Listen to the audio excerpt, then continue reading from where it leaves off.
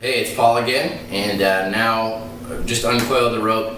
Now I'm going to show you how to do the Mountaineer's coil. It's a little bit different from the backpacker's coil. This is one that I don't tend to prefer as much. The thing we're going to start by doing is getting our rope completely stacked out on the ground. So again, we throw one end out kind of far from us, and then we're just restacking this so that there's no tangles. And we'll go through the whole 200-foot length of the rope,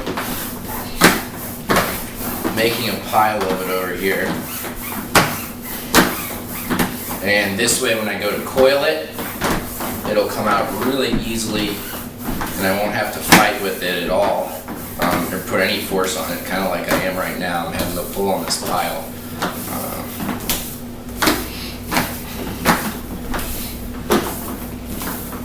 Okay, we're getting to the end here. Okay, now, there's some advantages and disadvantages for using this method. The Mountaineer's coil, I almost never use it, and the reason is because this one, unlike the backpacker's coil, does not fold the rope. It actually does put a coil in it. Now it goes together fine, but when you undo the rope later, it does get a little bit problematic. So first step for this is you're going to take a length. I like to do about shoulder to the tip of my arm. And I'm going to put this under the pit of my knee, and I'm going to sit Indian style here, and this is out of the way. Next thing is, this is a really comfortable one, especially if you're tired at the end of the day climbing or whatever. We're just going to start coiling around our knees, sitting Indian style. And you just keep wrapping, and you'll notice that it really starts to build up into quite a pile around your legs. This one's a little bit more time consuming because we're not starting at the midpoint and working a double rope length at the same time. We're starting at one end and coiling all the way until we get to the other end. So it's about twice as much coiling as the backpacker's method.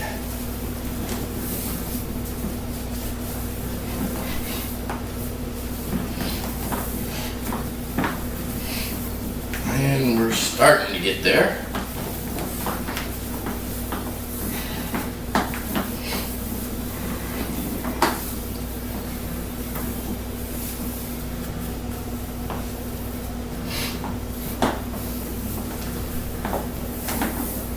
Okay, getting down towards the end, we're going to leave a good 6 to 8 feet of length out here. And just like before, now we're going to pull this off. We're just going to stand up. I've got two ends coming off of this coil. I've got a short end and a long end.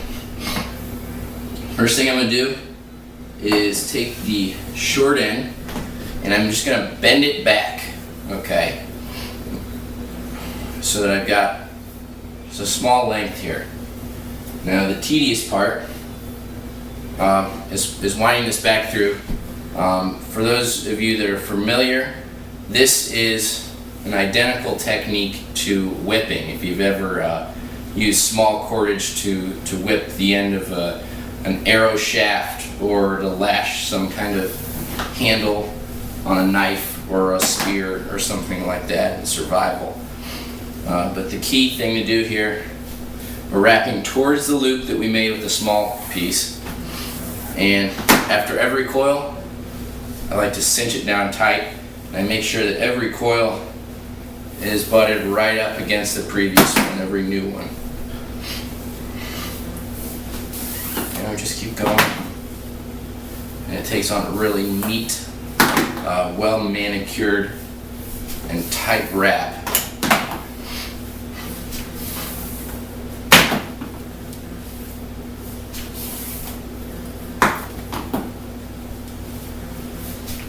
And just keep going until this length gets down to where it's about even with this one, and you can kind of judge how many coils that should be depending on what you want.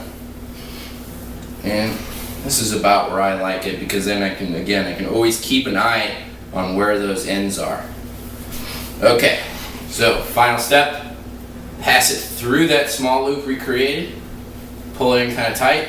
Now go over to the other one and just cinch it down. And it creates a really compact knot. It's not too bulky. This thing can be carried just by wearing it over the shoulder.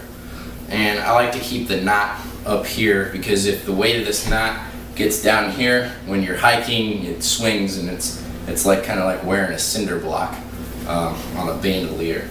So right about there, and you're good to go. Now again, I don't prefer this technique because it's a hassle, it takes longer, and it puts a twist in the rope that is really difficult to deal with. But the real advantage of this is if you have an emergency, you can actually use this type of coil to carry an injured person out. And it's just me here, so I'm going to have to kind of do the role of two people. But basically, what you do is you separate out the coil. So you've got two loops like this, and by the way, this is pretty strong. It's going to hold, especially if you cinch it down tight. Now, the guy that's doing the carrying is going to wear this just like a backpack, and you put it on, and you're going to put it over both shoulders, and you're going to hold tight right here and bear down the weight and hold like this. Now, the second guy, the guy that would be on your back, provided his injuries wouldn't prevent this method, is going to be in the coil like this.